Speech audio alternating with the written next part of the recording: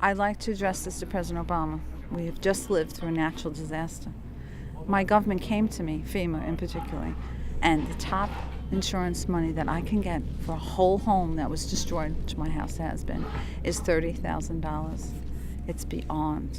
It's insults to injury. How could a government do this to its people? They spend millions of dollars overseas. You have a military budget. You're fighting wars all over the world.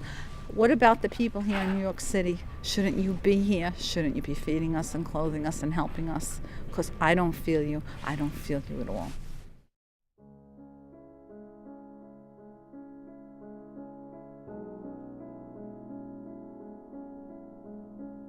You are standing right now at the southernmost point of New York State. And that's south, and that's New Jersey, right? But you didn't know that, did you? See, that's something else you didn't know. Did you know that? No. This is the southernmost point in New York State, right here. Yeah. The South Pole, you might say. I mean, imagine you just lost everything and someone says to you, and by the way, you might lose your property. How do you deal with that? That on was an emotional insult level? to the injury, right? It was an insult beyond comprehension. We've lived here 42 years, and we're members of the community in the sense that we would hate to leave the people that we've come to know and that our children have come to know. We have 8 children, and they all grew up on this 3 miles of beachfront here. I don't know if you could bring the camera across that to see why it's worthwhile staying here, you know.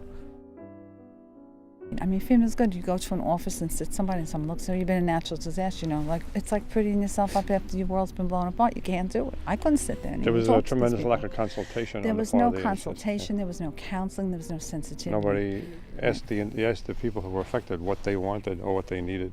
It was just, you know, this is what we can provide.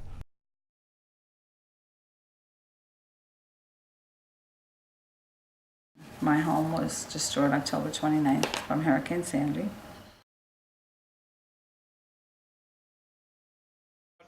It was given a red tag, which doesn't necessarily mean demolition. If you don't do anything about it, it would be demolished. You know, in other words, if we were penniless, then the next step would be the city would come and demolish it.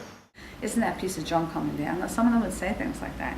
So it kind of put the community at odds with each other because, well, I'm ready to yell, but you could stay in there. You can't. What are you doing in your house? You're red tagged. You should be gone. What are you kidding? This is my home. How could you say that? You know? I didn't really prepare as well as I should have. We should have brought everything up above. You know, my wife and I were really shocked when we saw the water 2 feet deep in the street, and we still had another 2 hours to go to high tide. This is kind of an interesting thing, this book here, because it's one of many. You know, there's a whole bunch of them there. And after every event, they send a team to evaluate the effectiveness of FEMA in that storm. So I got them all. I read them all. I highlighted all of them because I thought I was going to be eligible for part of this aid. Now, if you compare one of these books to the other, you'll see the same exact mistakes made in every storm and the same exact recommendations made in every evaluation. Having equipped ourselves with this information, we find that when we go to these meetings, we know a lot more than most of the people in charge of the meetings from the government because they've never read them. What happened to Staten Island then? Like, why weren't we getting the aid and the help? And letters like this, should this even be a letter? Should this even be a point?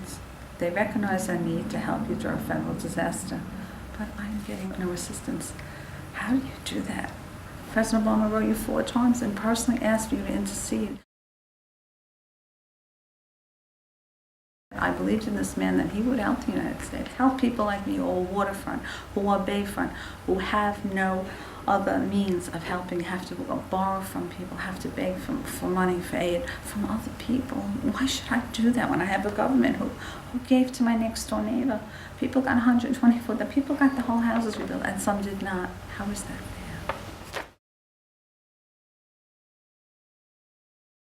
More than anything else, what people need when they're down and out is inspiration from other people who are not just doing the job for money, they're doing it because they care about other people.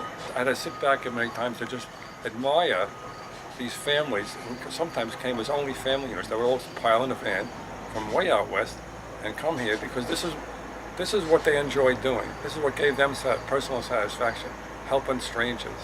And this is what ultimately kept a lot of people going in times of stress and distress.